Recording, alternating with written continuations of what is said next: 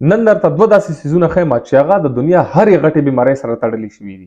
هغه څوک هم پرېږدي نو هغه هیلت او هغه صحت ټیکېدلی شي. هغه دی غټوالی، موټاپا. او دویم سیز دی چیني. دا نه دی، دا زهر دی. دا دواړه سیزونه دا د هرې بیمارۍ جړ دی چې موږ ورته وایو چې جړ دی. اوس موټاپا نه دی، د ریسرچ مطابق موټاپا چې کوم دی دا هر هغه غټې بیمارۍ سره تړلی شوی دی چې هغه انسان بالکل ختموي. د څنګه لکه د لیست که تاسو وګورئ که نه، دې کې شوګر دی، ټایپ 2 چې کوم ډایبټیز موږ ورته وایو، د ګردو بیماریانې دي، های بلډ پرشر دی، د زړه بیماریانې، د فلج، میټابولیک سنډروم، او دې نه بغیر کینسر، هر هغه غټه بیماري که نه چې پوهېږي چې څوک یې نوم واوري که نه نو وایي چې دا غټه بیماري دی، نو خامخا به د هغه وجه څه شی وي؟ موټاپا به وي، غټوالی به وي.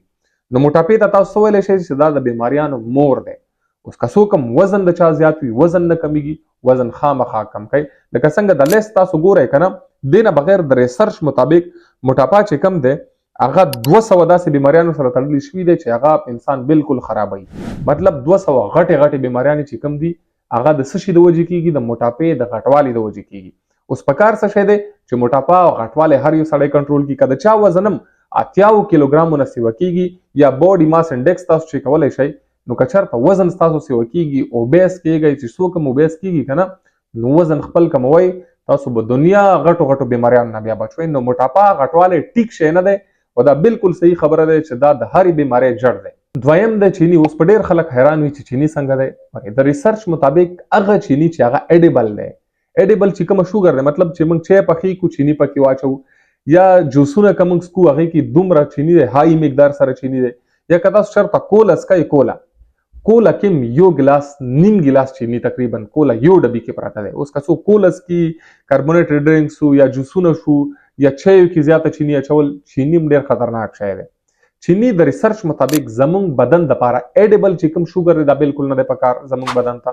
ولې نه دی پکار؟ لکه موږ یې چایو کې اچوو دا ایډیبل شوګر شو، یا جوسونو کې دا ایډیبل شوګر دا زموږ بدن دپاره نه دی پکار.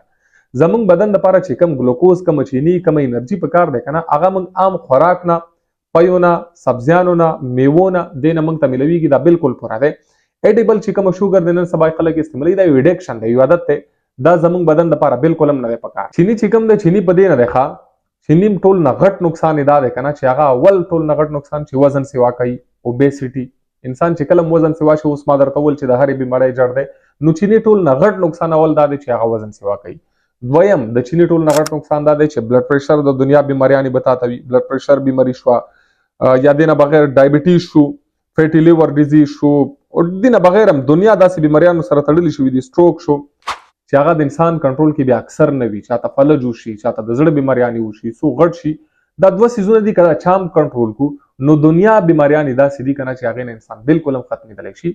دا خپل ځانونو کې هم وګورئ، خپلو ملګرو ته هم وایئ، که څوک غټ وي، د چا اوبیسټي چا بدن کې وي، یا څوک چینی زیات استعمالوي، دا یو الارمینګ سچویشن دی. دا بالکل هم داسې مه کوئ. د ریسرچ مطابق چینی زیاته استعمالول زموږ بدن ته نه دی پکار، او چې څوک هم غټ شو، ما درته وویل چې دا د هرې بیمارۍ جړ دی. مهرباني.